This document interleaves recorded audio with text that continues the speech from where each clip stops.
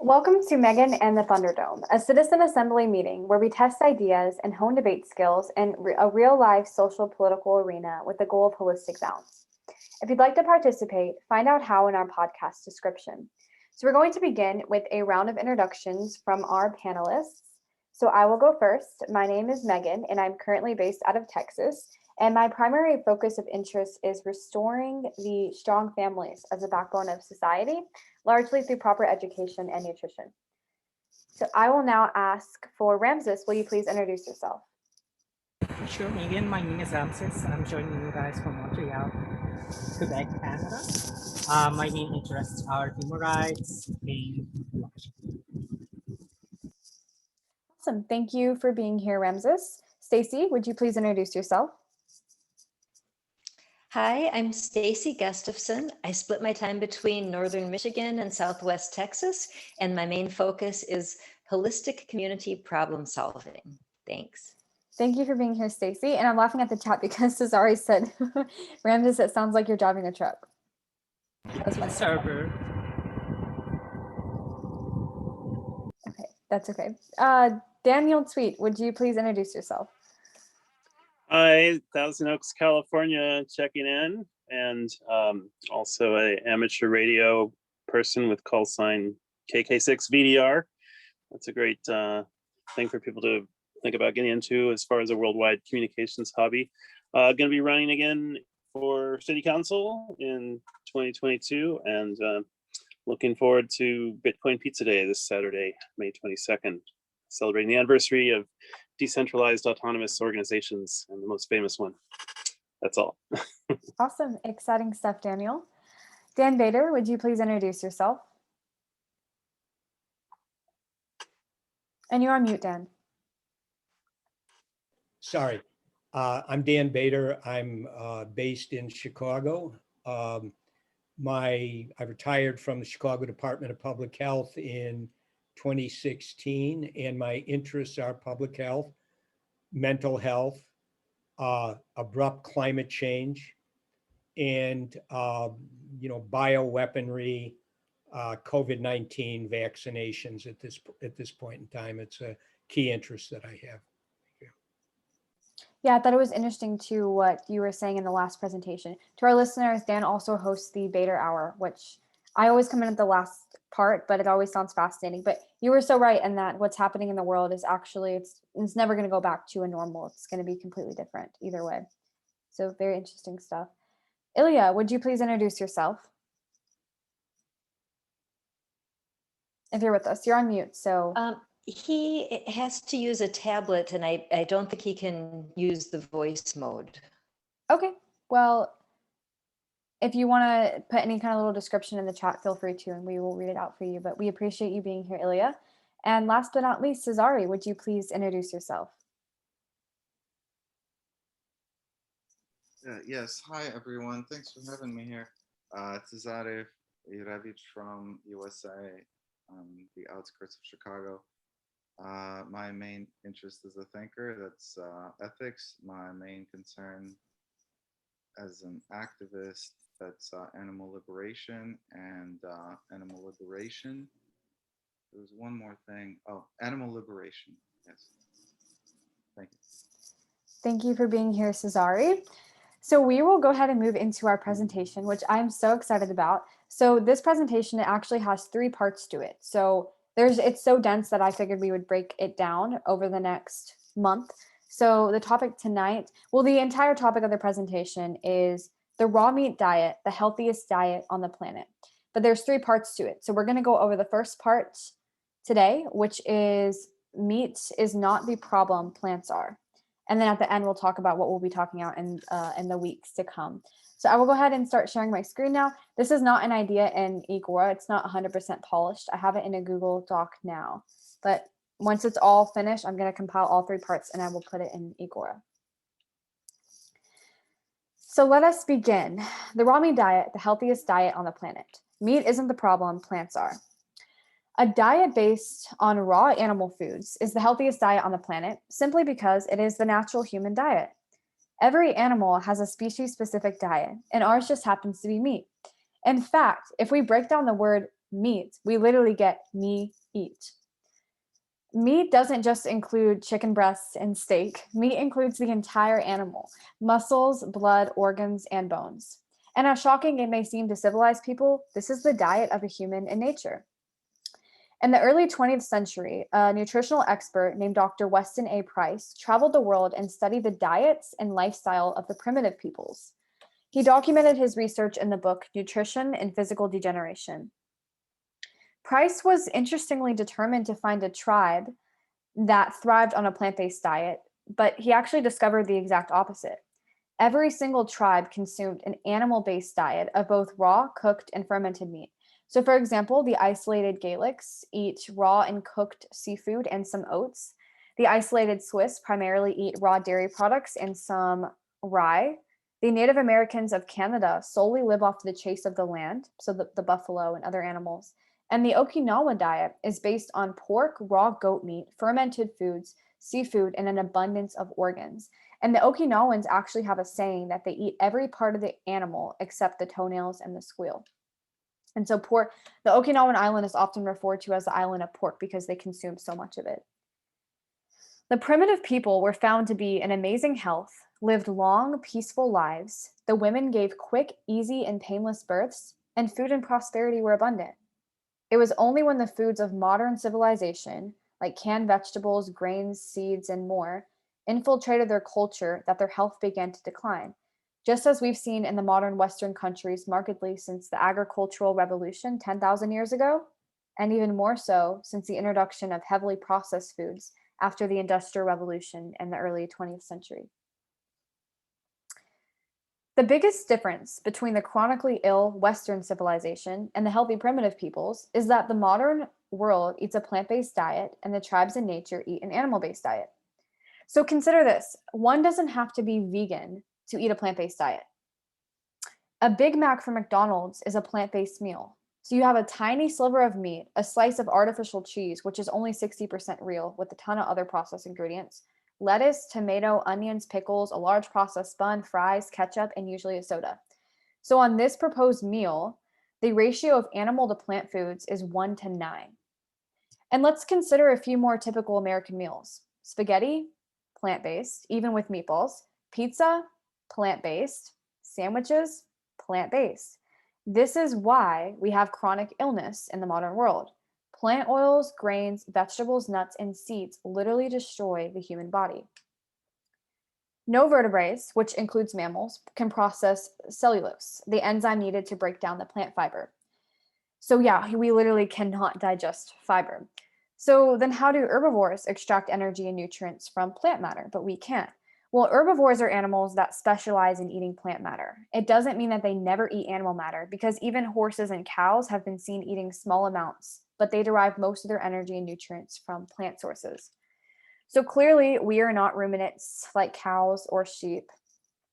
Ruminants have multiple stomachs that host specialized cellulase producing microbes, which ferment and break down the plant fiber. So they actually regurgitate and rechew the grass hundreds of times to extract the nutrients and break down the fiber so that they can convert it into fatty acids. So they actually burn ketones, fat molecules, for energy. They literally eat all day long to sustain themselves because plant food is a low quality nutrient source, which requires huge bulk quantities and a lot of fermentation to extract energy from it. Humans simply do not have the digestive apparatus and the specialized microbes to break down plant matter and efficiently extract energy from it. This makes me think that instead of calling veganism, we should call it herbivorism. Okay, so most people have been brainwashed to believe that vegetables are healthy for them because the government and their parents said so. But how healthy are vegetables in actuality? To be healthy means to be nourished. So if we are to deem a food to be healthy or unhealthy, we should logically analyze how nutrient dense it is. Plant foods lack, and this is a fact, over 15 essential micronutrients: vitamin D, vitamin B6, vitamin B12, vitamin F, vitamin A, vitamin K2, 4 essential amino acids: creatine, carnitine, carnosine, and taurine, heme iron, which is the iron that actually matters, CoQ10, cholesterol, and CLA. All of them are non-existent in plants, and this is why proponents of the vegan diet will take supplements because they lack these nutrients. However, the supplements don't actually work either. The only way you can ever get it actually is from the source itself. That's another topic. Now, if these same people who believe that plant foods are healthy would listen to their own bodies instead of the government, they would discover how toxic vegetables are. Plants are not human food. I mean, think about it. Why is it so hard to force children to eat their vegetables? Because children are in tune with their senses and they understand that they don't want to eat them. And this is no mistake because plants don't want to be eaten either. So plants have developed numerous strategies to ward off predators. They are loaded with a plethora of anti-nutrients, which are toxins, which prevent the absorption of minerals and create slow carnage in the blood and organs. So for example, spinach, kale, peanuts, almonds, beets, sweet potatoes, chocolate, and more contain oxalic acid, which accumulates in the organs and brain in glass-like crystal shards. This is also linked, among others, to kidney failure, arthritis, inflammation, and even autism. Another anti-nutrient called lectins are found in high quantities in beans, wheat, and legumes. Now, lectins reduce nutrient absorption as well, and they also cause indigestion, bloating, and gas for many people. So the list of anti-nutrients in plant foods goes on, proving that plants are not just non-essential for human health, but also very harmful. Now, have you ever stopped to consider why cancer, heart disease, and other chronic illnesses are practically non-existent among the primitive peoples?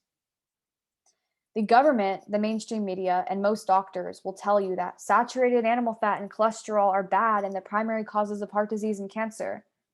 But did you know that your entire body is made of saturated animal fat? It is literally present in every single cell in your body, just as cholesterol is. In fact, your brain is 20 to 30% cholesterol. So how could these nutrients be bad for you if you are literally composed entirely of them? And more so, how is it that the primitive peoples who eat a plethora of saturated animal fat, cholesterol, and raw foods loaded with bacteria are some of the healthiest people on the planet and never contract any modern diseases? The answer is simple. Meat isn't the problem, plants are.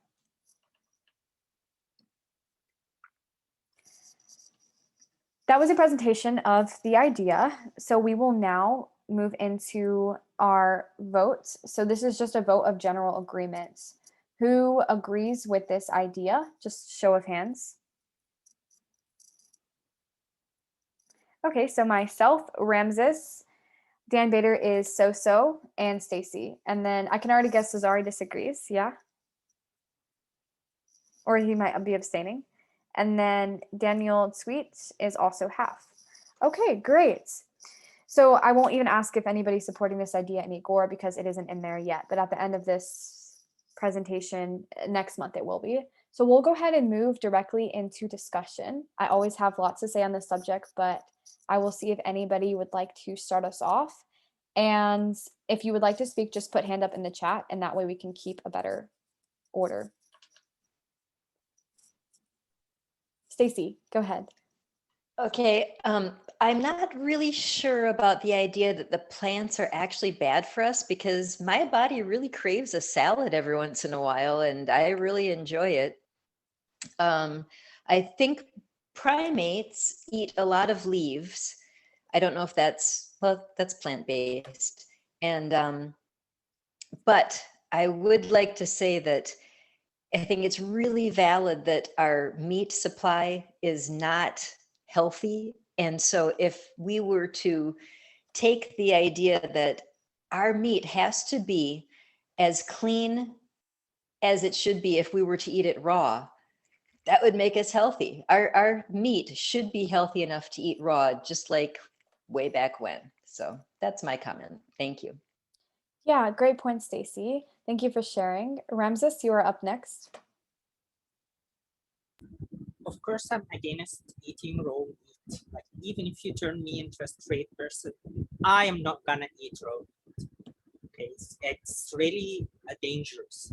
However, I agree with points that plants actually host a lot of microorganisms that might cause, problems for humans. But for animals, they are closer to us. when it comes to biology and classification. And because they are closer to us, their bodies will actually fight bad microorganisms, that most probably will harm us. So when you eat meat, you know for sure that the animal has tried to protect itself. However, the premise that any kind of meat doesn't contain any microorganisms that do not harm humans, I think this premise is not correct. Okay, thank you for sharing, Ramses. I am up next. So to answer what Stacey said about the craving of a salad, I guess I can understand that. You could be craving it for hydration reasons, but also would you eat it raw with no seasoning, no dressing or anything? Because something else too, you actually could be craving fat, which is the fat in the dressing. So that also could be, because think, would you eat a salad raw, no seasoning, no dressing or anything, just green leaves? And yeah, yes. Well, there are like I would crave a carrot and I would enjoy eating the carrot, but yeah, I mean, kale, I don't want to eat kale without dressing. Yeah, exactly. Kale is literally one of the most toxic. Yeah.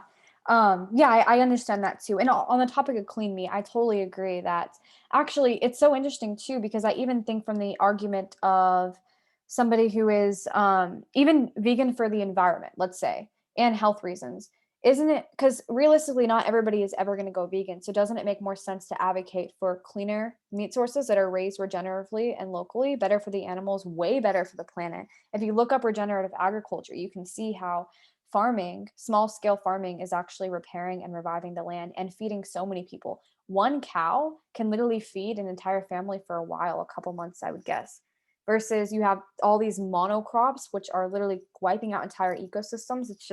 It's a mess. But clean meat is very important. What's also interesting too is the toxins. If there are any toxins in the meat, which is the only thing you have to worry about, the bacteria is never an issue because bacteria is in everything. We have bacteria on us right now. Everybody on this call has E. coli in their gut already. Bacteria is not the issue. What the issue is the toxins. So if you were eating a cow that was fed grains and kept inside its entire life and had to like bathe in its own manure, then what's going to happen is that cow is going to be a sick cow. Now, the toxins store in the fat and in the organs of the animal. So unless you're eating a really sourced, like 100% grass-fed pastured cow, I wouldn't recommend eating the fat or the organs. If you're going to eat meat from the grocery store, you want to do the leanest as possible because there's going to be less toxins. But that is the premises of whether it's safe or not safe. It's totally safe because it's in its completely natural state. You just have to be mindful of the toxins. And Stacey, back to you.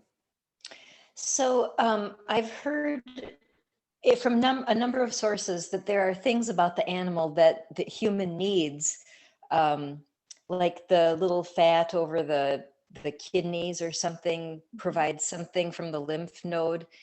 But boy, that would be like really gross to eat. And eating the lips and the tongue, I understand, provide good stuff for us too. And golly, that would be so hard to go back to. Yeah, super interesting, Stacey. We will come back to that. Ramses, you are next. Well, the idea of domesticating animals, okay, or the domestication itself, making it safe to eat meat, I guess is kind of faulty. Even if you domesticate animals and make sure that the animal has been having a very healthy life and they are very happy playing football, hanging out with your friends, and then you eat them and you're gonna be happy as well, as is not true. And actually you can see that over history. All right, like people have been domesticating animals for thousands of years.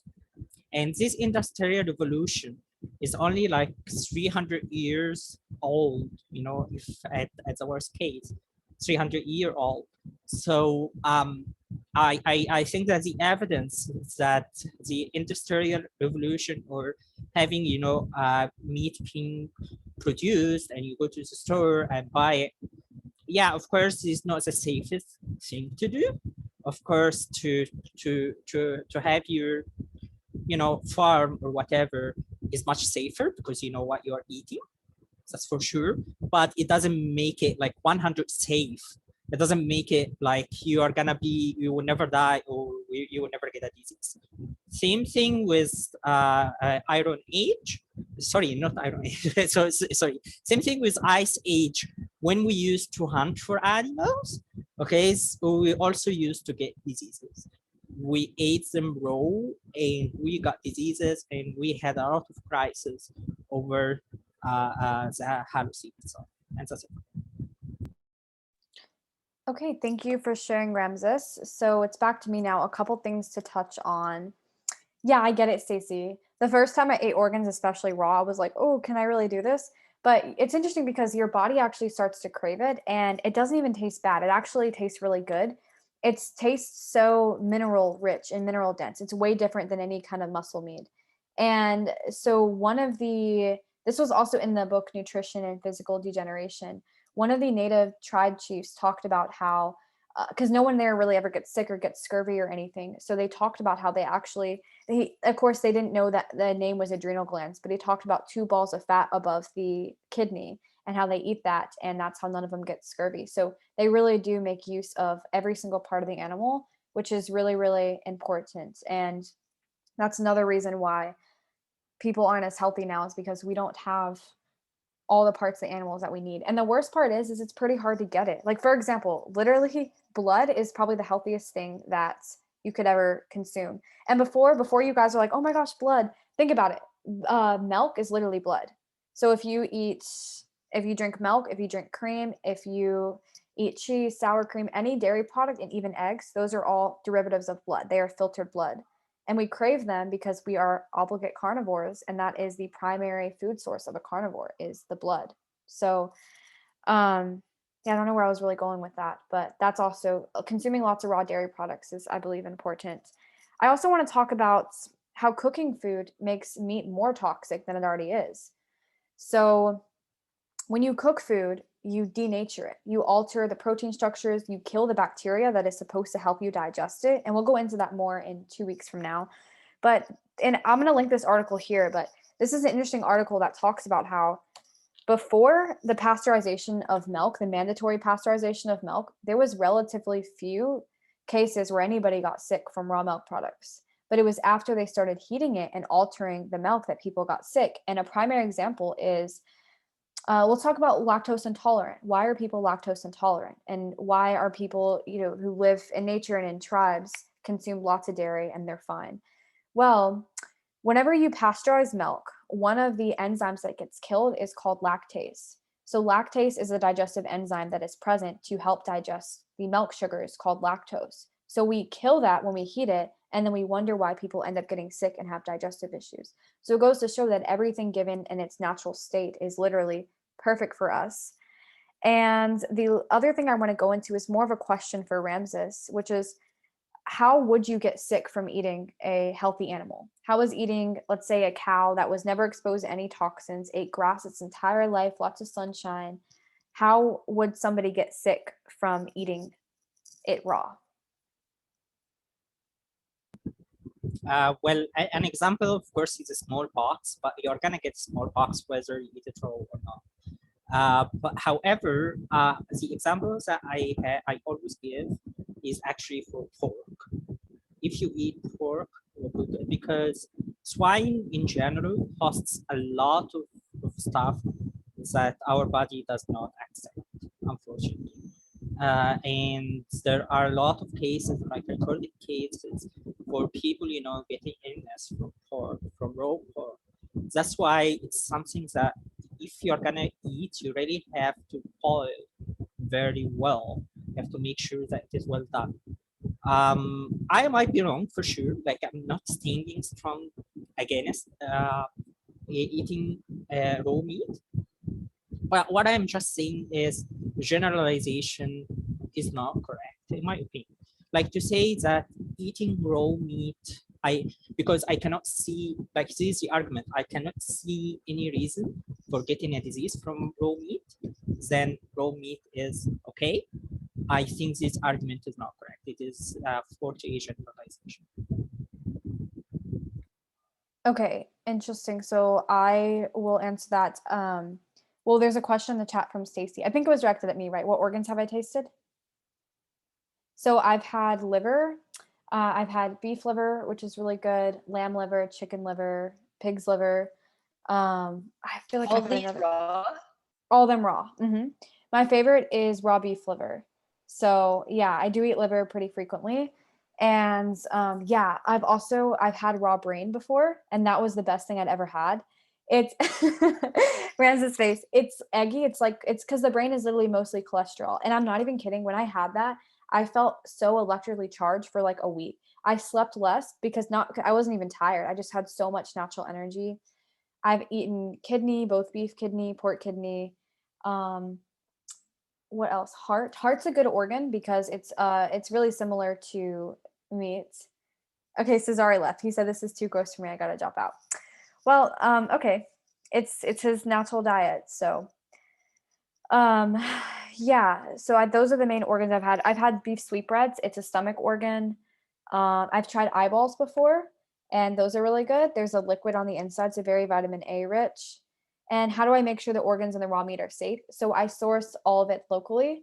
So I have, good relationships with farmers around here. So I'll buy directly from the farm. There's a co-op where I live that gets food from the farmers market, or there's an amazing butcher here that I can get actually fresh meat before, because when it's previously frozen, that also messes it up a little bit. But yeah, making sure that they're from good sources. And with liver, for example, I can actually tell right away if I'm eating a raw liver and it tastes, you can tell if it's from a healthy animal, because if the organs taste off in a way, you don't want to eat them because it means that they are toxic. And that actually has happened to me before. And yeah, I've just done away with it. Now, the one thing I will say is the only time I've ever okay, Dan will be next. Thank you for letting me know. The only time I've ever had any kind of reaction was after eating mussels.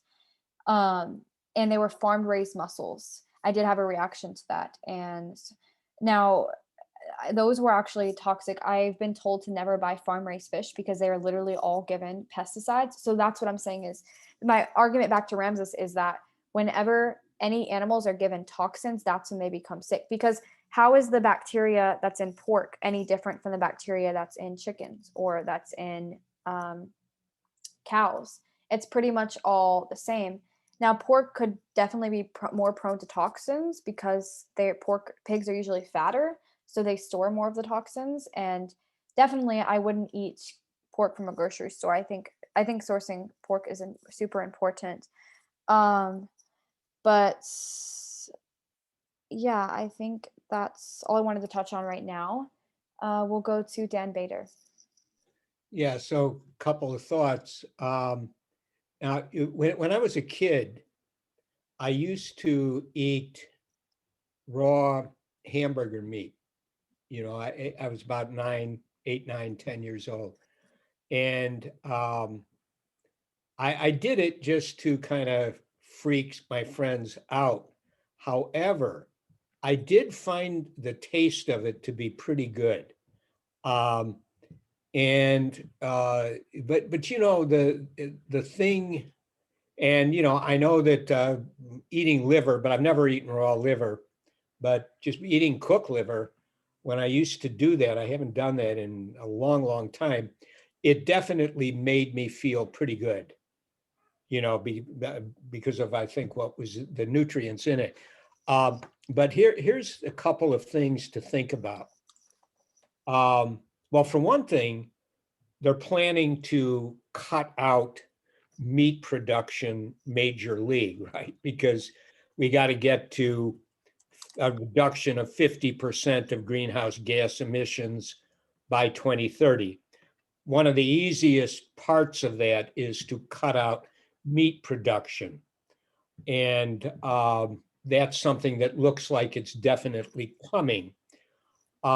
And then, which will make it very, very difficult for anybody to eat meat cooked or raw at a certain point. And obviously the cost will be much higher, but it'll just be not available on purpose. And the other thing is, there's a lot of talk that they're going to provide other sources of protein, like insects. I mean, I hear that a lot. We're going to use, and again, I do remember as a kid, camping or something, we'd eat some, beetles, that kind of thing. And again, it's for most people, the idea of eating raw meat, even if it's healthy raw meat, insects, that kind of thing, they tend to have a pretty strong disgust reaction to it. And again, that disgust reaction is normal, natural, if you think that something you're going to be consuming or something you're smelling is toxic. That and does as a protective mechanism. So,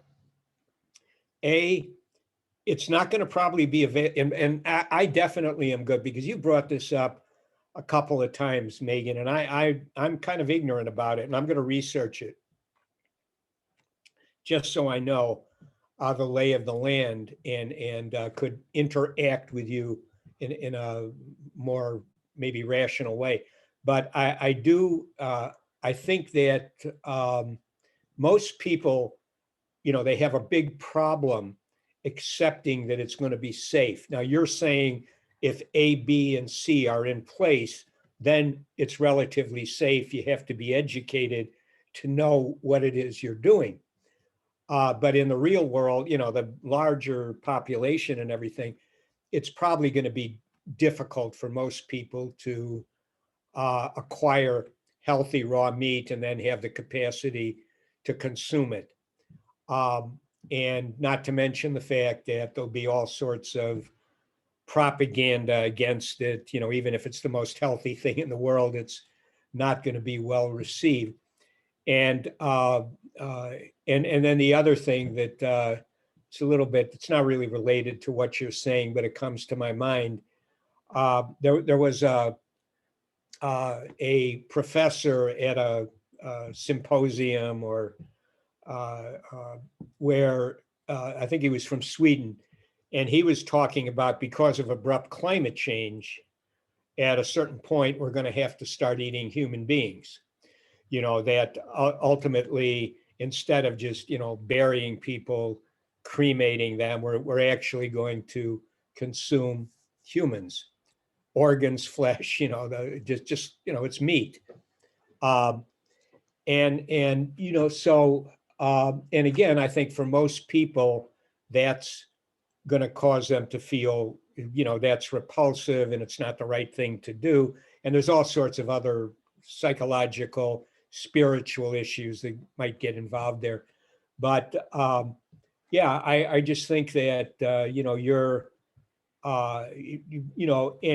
and in terms of the nutrients, if you're correct, and this way of looking at eating raw meat is correct, it would be good for people to be able to get educated in it in a very practical kind of a way, so that, again, just like what I was saying with the mental health, in terms of, what you choose to consume, you ought to be able to know what the options are, what the pros are, what the cons are for each choice. If it's vegetables, if it's fruit, meat, and that's something that, people are entitled to know. And again, I wouldn't have thought, there's, especially today, there's so many people who oppose the consumption of meat for a number of reasons so vehemently.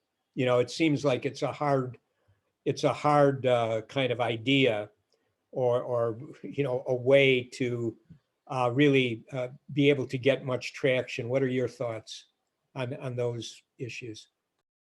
I look forward to responding to Dan. I have a lot of good things written down, but before myself is Ramses, and then Stacey after. Sure. So as Dan Peter has mentioned, yeah, me too. I didn't do a lot of research in this, but Megan sounds like she has done a lot of research. So I cannot, I cannot falsify what you're saying, Megan, out of my ignorance. But I'm just commenting on the logic, the logical predicates that we are making here in the meeting. So, for example, saying that a chicken meat is not going to be different from cow meat, for example, I mean beef, in terms of the microorganisms that they host. But in fact, actually, both really host very different kind of organisms. And that's the problem here, is actually what the animal hosts, whether it is bacteria or whatever. Because not everything that they host is is compatible with the way our body works. This is one point. Boiling, or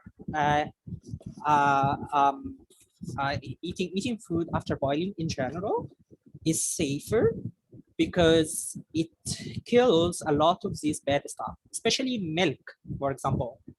You have to boil it or you are gonna be prone to a lot of bad bacteria. It hosts, by nature, it hosts a lot of bacteria. And much of these bacteria are not good for humans. Yes, it's gonna kill the good guys, but it's gonna kill the bad guys as well. So it is an optimization problem, in my opinion. And from my experience, to be honest, Megan, I started to think about it when you started talking about this topic. Now, my diet is more focused on meat. And honestly speaking, my stomach is not complaining that much as before. I also used to have sensitivity from gluten. Okay, and when I stopped eating bread or any wheat based products, I started to feel good.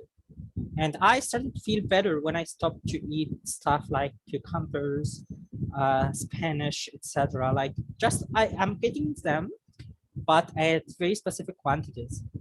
But my diet mainly, it consists of meat, whether white meat or beef or whatever. And I feel good. Like during the day, I feel like I'm active, and I have energy. But of course, if I just eat a salad, I will remain hungry the whole day and I will never feel satisfied. Finally, one last word.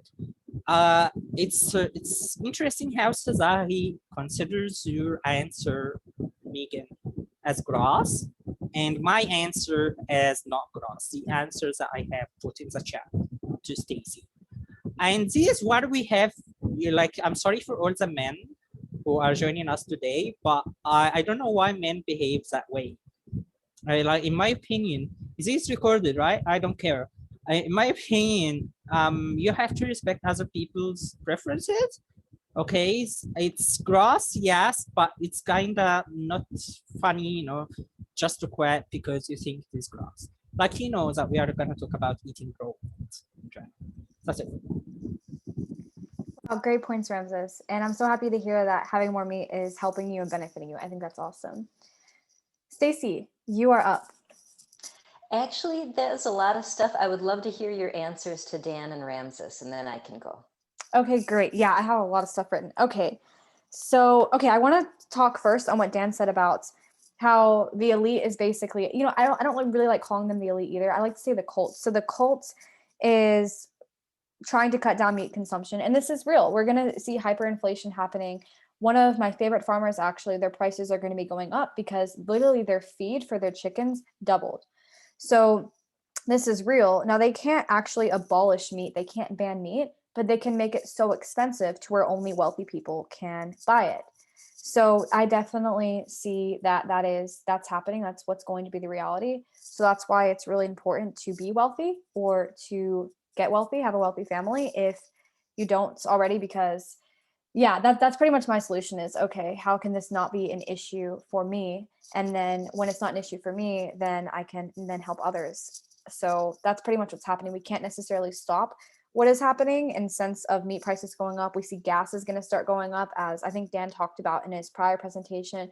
We're seeing all these artificial gas shortages and all that. They're doing it purposely because they're moving towards this transhumanist agenda. And we think about it, since the beginning of times, the wealthy people have always had more meat, and they give the poor people the grains and the plant foods because they're so they don't have nutrients. And if you actually look into it, dishes like spaghetti and pizza were literally made by the former what's the word, peasants, I guess, to replicate meat because they didn't have any. So yeah, this is definitely happening. And I've seen it too, the articles about being forced to eat insects. It actually wouldn't be the worst thing in the world. Insects could be a supplement food. Some tribes do that, but it shouldn't be the majority of our diet. We need to eat good, whole, raw animals. Now, Dan also brought up that eating raw meat is absurd to a lot of people and it scares them. And it also goes into Cesare. Now, Cesare is a vegan himself, so I understand this is kind of a lot. So, but what's happening is, and I don't think it's necessarily a guy thing. I think some women who are also hardcore vegan would probably do the same thing because it's just cognitive dissonance. You're hearing veganism is really a religion. And I say that because it becomes your own value system. You can't see outside of it because you're so locked into worshiping what you believe is right. And it makes sense too because Cesare also is vegan for ethical reasons. So ethics go hand in hand with religion, which is, it's okay. It's what he's doing. But the result of that is cognitive dissonance where you can't hear out another opinion because you're locked into your own. I want to talk about eating human beings, cannibalism. This is something that also happens in nature. And it sounds, once again, really grotesque to us, but it's what happens. So actually, if two men fought each other and the dominant one won, they actually would behead the person that they killed and eat them. So that's pretty much what they did. And actually, I'm pretty sure in nature too, think about it, you have a tribe. If one of the family members died, wouldn't you eat it? Honestly, the person's no longer living. If you don't eat it and get the nutrients, then some other animal is going to eat it. So to me, that actually makes sense. I think we're just so removed from nature that it seems so crazy. Not that I'm advocating we go out here and start eating humans. That's not at all what I'm saying. But actually, if you are in nature and your family member dies, it literally makes sense. It's probably the most respectful thing that you can do, especially if they were healthy. Now, the Okinawa people eating pork. So that's what I want to talk about.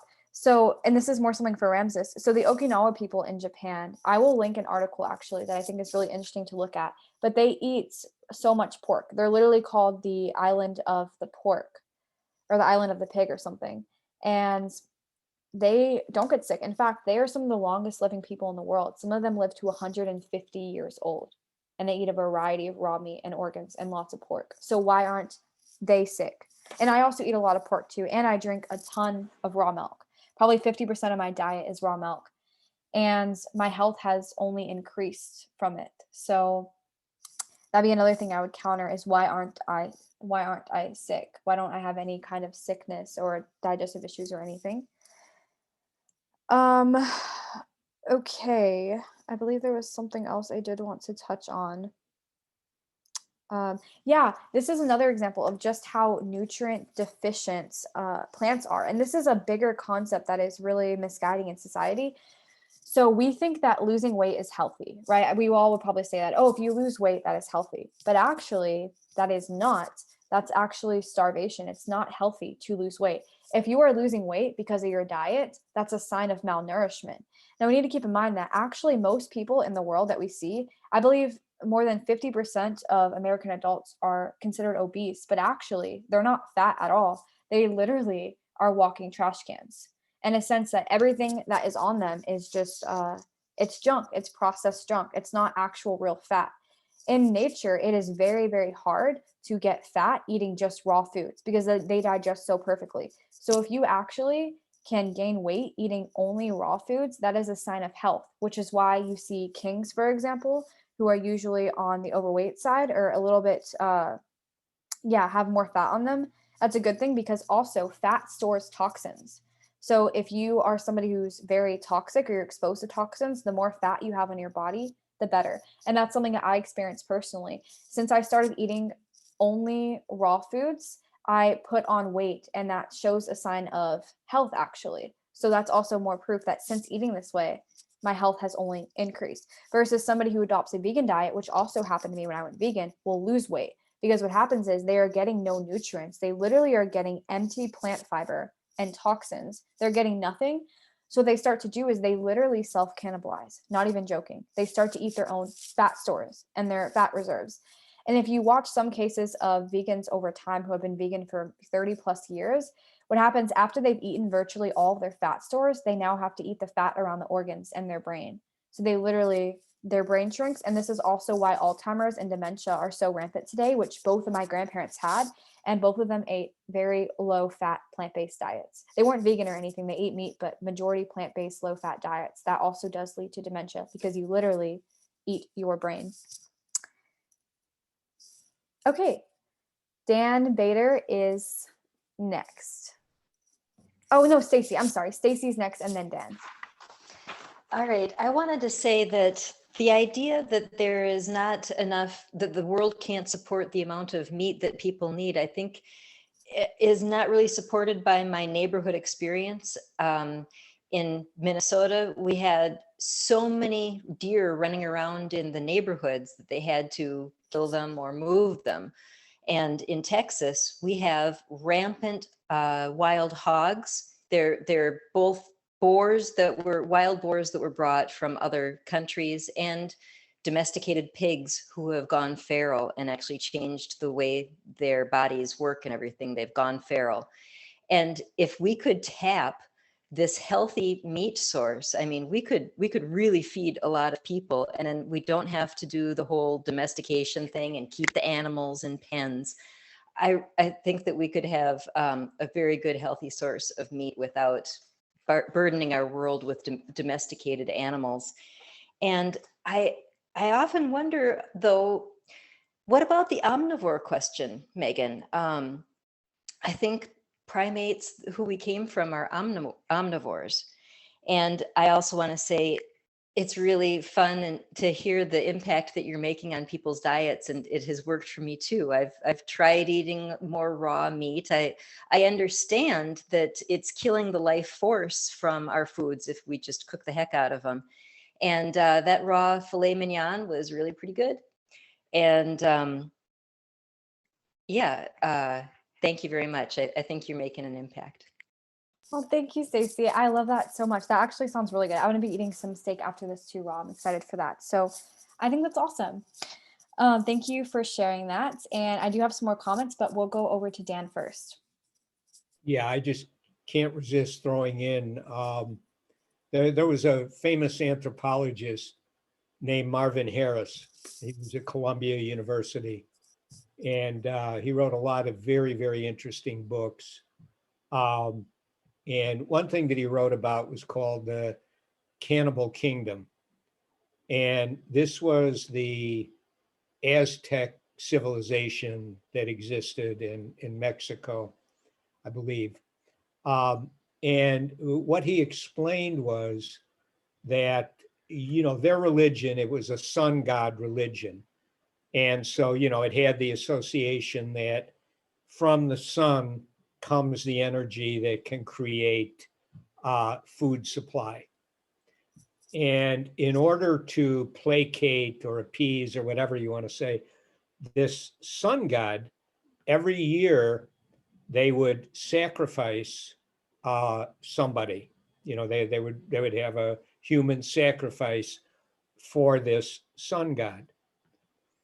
When their climate changed and they no longer could have an adequate food supply, they attributed that to the sun god being angry and upset or something of that nature. And then they started upping the number of sacrifices. Maybe one a year isn't enough. Maybe we need to go up to 5 or 10. And as they did that, they, at a certain point, because the sun god was not being very responsive in taking care of the food shortage situation, they then, started to cannibalize. They started to eat the human beings after they sacrifice them. And it was presented as how the environmental situation, which he was somebody who his big theory was called cultural materialism. And the idea is that there's a material input to what you're thinking about. It's kind of similar to, some Marxist theories, in a way. But so, as time goes on, and I mentioned, because a lot of people do believe that, we are in abrupt exponential climate change, and there's going to be a tremendous shortage of nutrients available. So, the Cannibal Kingdom, and if you look up, he's got some really interesting things where he applies his theory. You can get those books. They're very inexpensive, available on either Kindle or just paperback, where he explains a lot of things from this theory he has.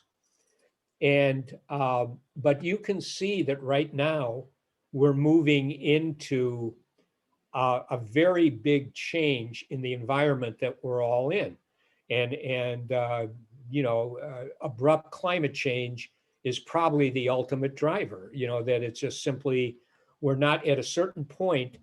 You can have your preferences, raw meat. Somebody else can be a vegetarian or vegan. But what's going to happen is, as the climate heats up, the average global temperature starts going up. There's going to be less and less area available that plants can grow. And let's face it, most people do survive on grains of one sort or another. I mean, that's the basic food supply. And of course, it's what they feed the animals too. But what's going to happen is there's going to be less and less area available to grow anything that's going to ultimately end up being consumed, whether it's in the form of the grains themselves, vegetables, or meat. And so therefore you start to see, we can start to see, you can see the changes starting to come in the way people are thinking. You never would have heard anybody propose, some academician, a professor in Sweden, I think, propose we're going to have to go over to cannibalism at some point. It also plays into the idea of depopulation. If you're going to depopulate, maybe you can also, consume, like what happened in the Cannibal Kingdom. That wasn't about depopulation. They just had their religion, sun god religion. The environment changed, and they could no longer have adequate nutrition.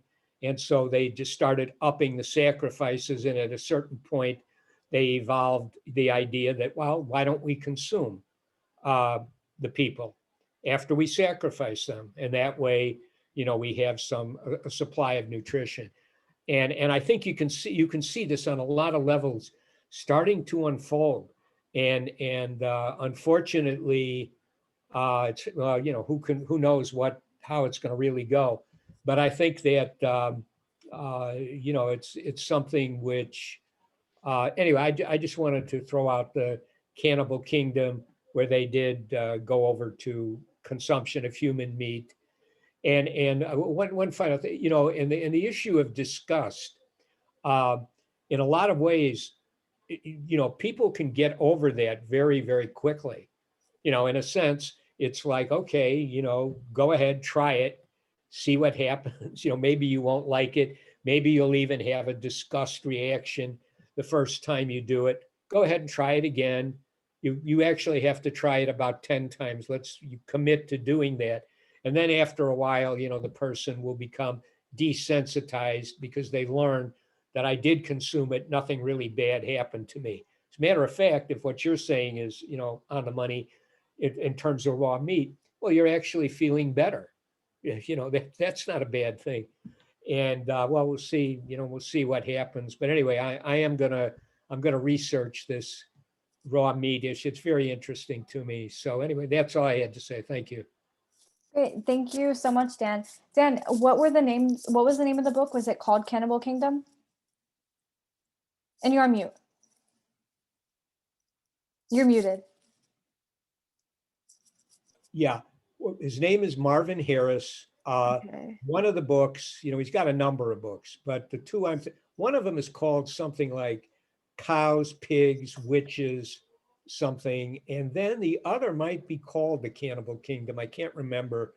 They're books that I think he wrote this back probably in the 1970s or 80s. There, but he's written a number of books. And again, his was one of the main theories in in cultural anthropology, to explain, like in that Cows, Witches, Pigs one, he's trying to explain how taboos against pork and these kind of things, and in India, how they basically consider the cows to be sacred, and he's linking it to environmental conditions.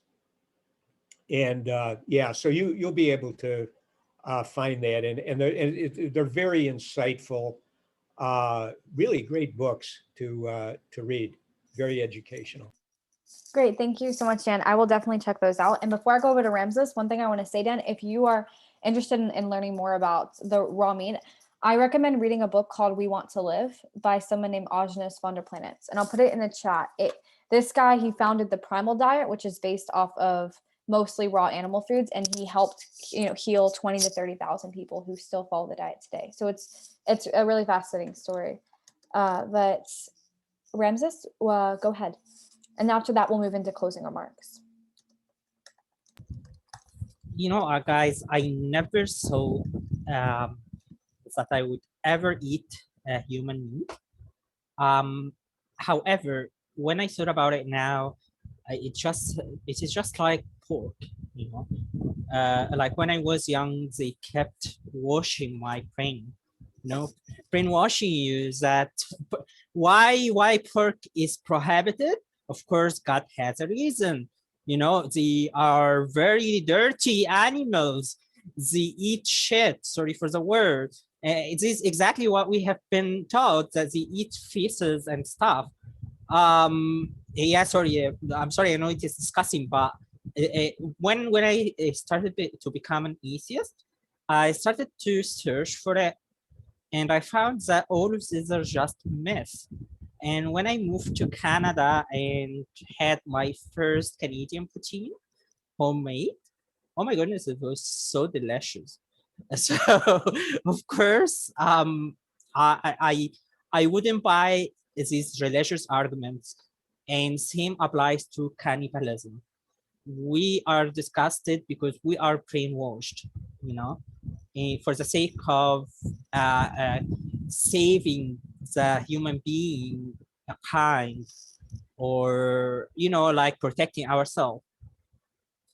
And I would actually then Peter, I would actually think about generalizing the idea of eating dead humans and making it general over all the animals that we eat. So for example, instead of killing a chicken, instead of killing a little chick in order to eat it, why don't we wait for the animal until they die normally by nature, and then we can eat them? I think this is still ethical, because you didn't make a decision regarding their life, and when they died, for sure that they are not feeling anything, they are not there anymore, and they are going to be eating, as you mentioned, Megan. If we do not eat the dead animal, worms are gonna do that. So it's gonna be better even if we do it for ourselves. I'm really starting to think about it, guys, and I'm gonna research that. It really sounds very interesting. Thank you for bringing it up. Awesome. Thank you, Ramses. Great points. We are about to move into closing remarks, but there's a couple of things that I want to touch on beforehand. So right on what Ramses said about, eating dead humans, I don't think that's a bad idea. The issue actually is that most humans that live today are extremely toxic. So we would actually literally get sick eating them unless you only ate the lean meats. So if people were healthy, if somebody, you know, once again, I'm just saying, if I was in nature and one of the family members died, yeah, I would have no problem. If they were healthy, I would eat them. And that's probably literally the best thing we could eat is our own, the meat that is literally us. I'm sure literally would be the best thing for us.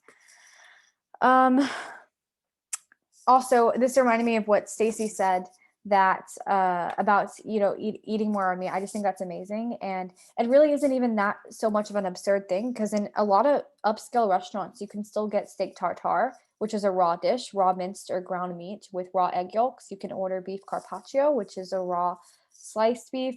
Where we all eat raw oysters, raw seafood is less taboo. And these things are there because this is what obviously humans have been eating for a while. And I believe there's places in Europe too, like I believe Latvia, Germany, where you can go and actually get raw pork sandwiches and stuff like that. So it's pretty, it's still more of a normal thing there. And I do want to touch on one thing before we close, which is the omnivore argument, because I did see that brought up a lot, which is too, because that's what we've been taught since we were young, that we are omnivores. So not saying that this article is everything, but I do trust this source. I will recommend everybody to obviously do their own research, but I do want to share it real quick. That brings up that humans are non-human primates and human digestion compared. So at first glance, the proportions of the human digestive system seem very similar to that of other primates, but the actual length of the small intestine and colon is similar, but the length is not equivalent to volume or surface area. The two cylinders below have identical lengths, yet their volumes and surface areas are totally different. This is a crucial factor when it comes to fermentation of plant fiber, because a greater surface area allows for more proper microbial action. So we can kind of see the digestive systems of primates and humans compared right here. And the non-human primates have a fully functional, I don't know how to pronounce that, cecum, sure, which is a microbial fermentation chamber in which cellulose is digested. In humans, the cecum has become an almost non-existent vestigial appendix. What more, the colon of primates is over twice as large in volume as that of humans. So this is a crucial point, because this is where further breakdown of plant fiber takes place with the help of a massive colony of microbes to convert plant matter into short-chain fatty acids. So these fatty acids are the energy source of primates and ruminants. In humans, not only is the cecum absent, but the colon is much smaller, hence our inefficiency at extracting energy and nutrients from plants.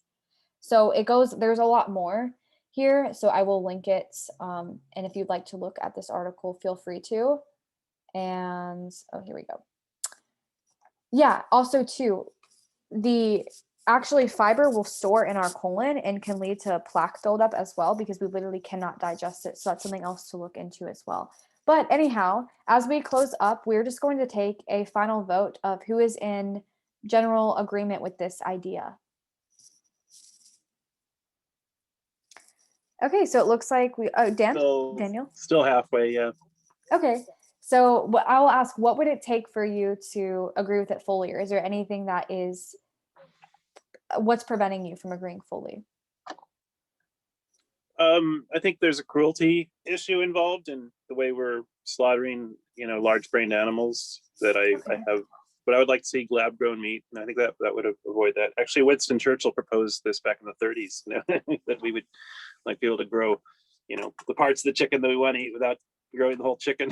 You know, I think that's starting to happen. You know, it's called cultured meat, and yeah, I mean, we don't have the same tooth structure that like carnivores have. You know, tigers have big, giant, ripping, tearing, you know, incisors, and we have more of a you know, halfway between omnivorous kind of tooth and body structure, from what I can see. Yeah, those are some thoughts. Thanks. All right, thank you, Daniel. One thing I would say to that is our brains are so much bigger, and we have hands, which are our greatest tools. So we can still rip, we can create spears, things like that. And I do understand the cruelty aspect, but I'm curious to know what you think about regenerative small scale agriculture, not anything that's not like completely doing away with industrial agriculture, but focusing on regenerative small scale, more humane methods. Oh yeah, totally in favor of that. Cool. Yeah, that just to know, that is what I support 100%. I don't really support any kind of mainstream convention. I do support regenerative, local, humanely, or animals that weren't abused, so to say. And also one other thing, I didn't hear like the parasite issue addressed, or the idea of prions, which are known to cause like mad cow disease?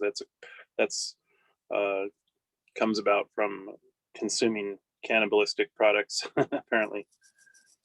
Okay, got it. We'll cover that more in 2 weeks. And then, so we're going to move into closing remarks, and I'm going to start off with Dan, because Dan, I would also like to know what if you could include in your closing remark, what would have to change about this idea for you to support it fully? Yeah.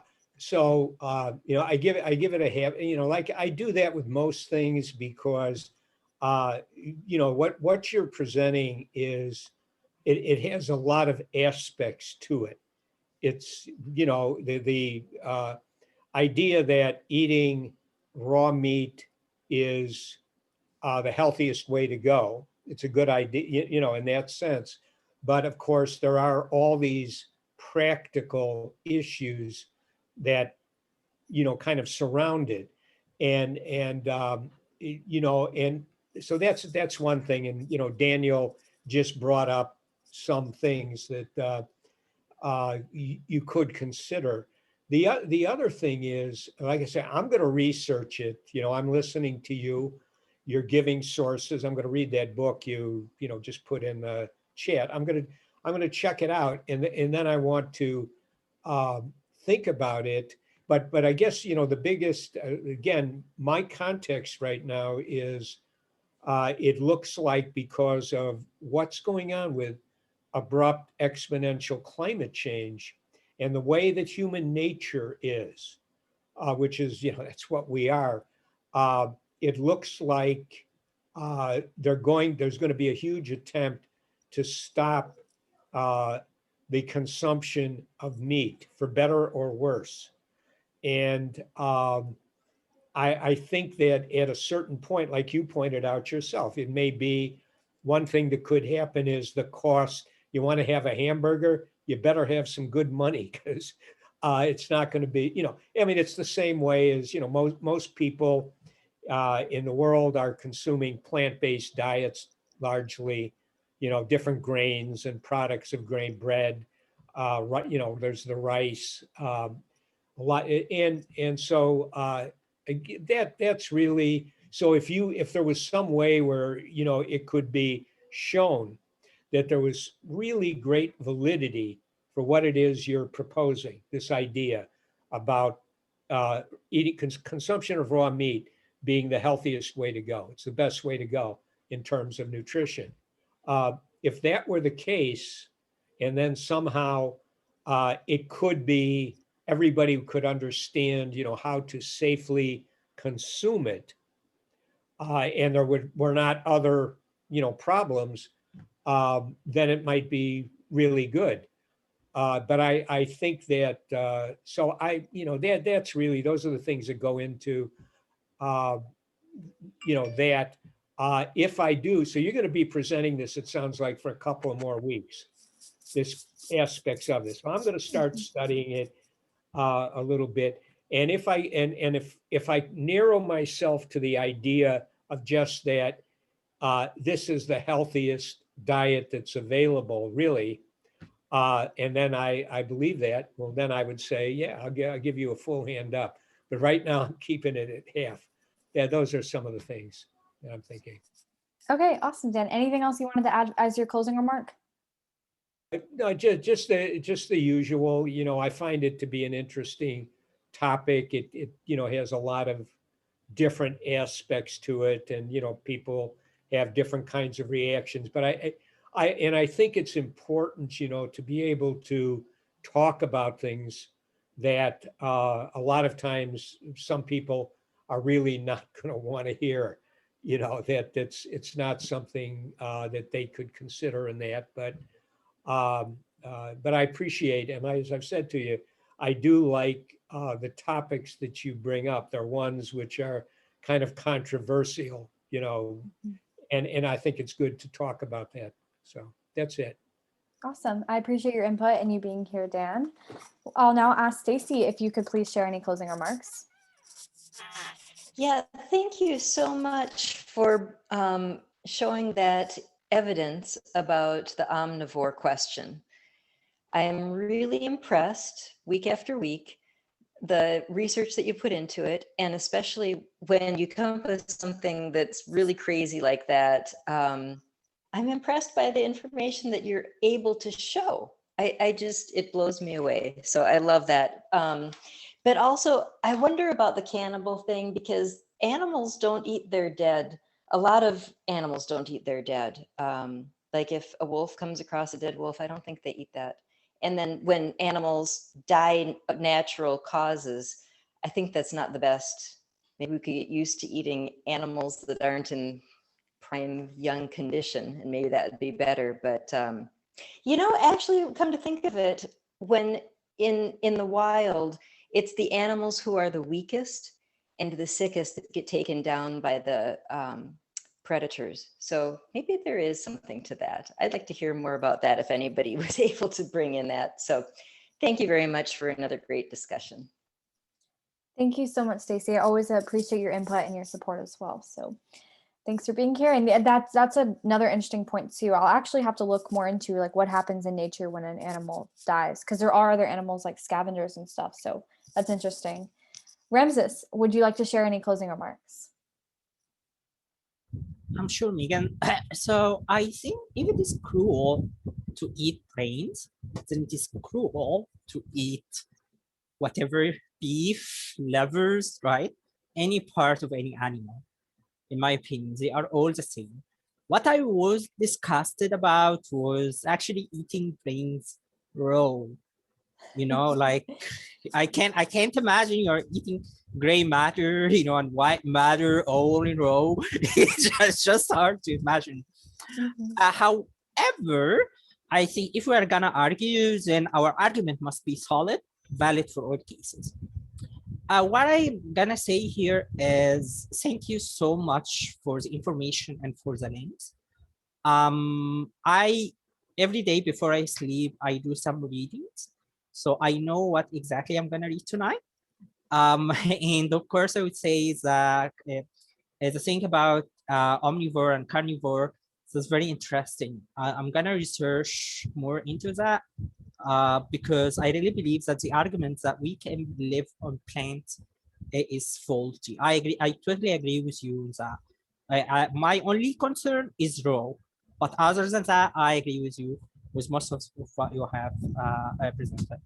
I thank you. Awesome. Thank you for being here, Ramses, and for all the value that you shared. I appreciate it. Daniel Sweet, would you like to share any additional closing remarks? Yeah, that was really interesting. I didn't know about our appendix being a vestigial pouch for digesting cellulose. That's a pretty fascinating realization. That's called the cecum, I guess they pronounce it. But yeah, I think we could actually raise a lot of small scale foods that would give us access to carnivore. Like rabbits can be raised really, really efficiently, and they could be humanely slaughtered, and earthworms are pretty good. You could probably make like a rabbit earthworm sausage that would be kind of tasty, maybe if you spiced it up right. And I like mushrooms. The fungal kingdom is really great. I mean, that's very meat-like in a lot of cases, but you can get lab-grown meat now, cultured meat, and I think that's going to be a big thing. I hope that this great reset is not going to be as terrible as it could be, but yeah, I think the elites are probably trying to pull something like that, so we all need to be aware and prepared. Like my friend says, keep your eyes wide open and your head on a swivel. I'll yield the floor. All right, thank you, Daniel. So I am next, and overall, yeah, I just want to thank everybody for being here, and I really appreciate all the input and how open-minded and intelligent all of you are, and I appreciate you how you can look at the argument and come at it from a logical standpoint, because I know it is if you see the word, just thinking eating raw meat, it's almost emotionally charging because it's so shocking. So I just really appreciate the logic that each of you brings. And I also want to say too that, yeah, the research is super important too, and to not just take everything I say literally. And I really recommend try it. And I know Ramses is like, oh, I don't know if Ramses would, but maybe. I mean, like Stacy did, and Dan has before. Try it. Try a little bit of raw meat or raw dairy and really measure how you feel, measure your mental performance, your emotional performance, and all of that. Because what I think is interesting is at the end of the day, there's not many things in the world that we can really know. We can believe lots of things, but how much can we really say that I know 100% that this is true? And it all goes down to our senses and listening to our body, because there's a lot of ideas in the world, but we can come to truth by listening within. So I think that's the most important thing. And as a couple of announcements, next week, Ramses is going to be presenting an idea about the war that is happening in Israel right now. So I'm excited for that. And then the week after is going to be part 2 of this discussion. So that's going to be called Bacteria is Your Friend. So that's when we're going to talk about the microbes, the parasites, and all of that. And then following that, we will be covering solely the health benefits of raw meat. And I'll be sharing some case studies of people who eat raw meat. And I do have a handful of friends and connections that eat raw meat. So maybe I could invite them and they could share some of their stories or something that might be interesting. Yeah, I'll ask them. Or I might maybe, yeah, make an announcement. I do have a small YouTube channel where people also eat raw meat. So maybe they'll come from there. I don't know. I'll try it out. I'll see it. But overall, that is it. Now, for our listeners, if you did like this idea, you actually won't be able to support it in Agora yet because it is not there, but it will be soon. In Agora, you will find information for upcoming meetings, and you can find us on Facebook at facebook.com/groups/citizen assembly.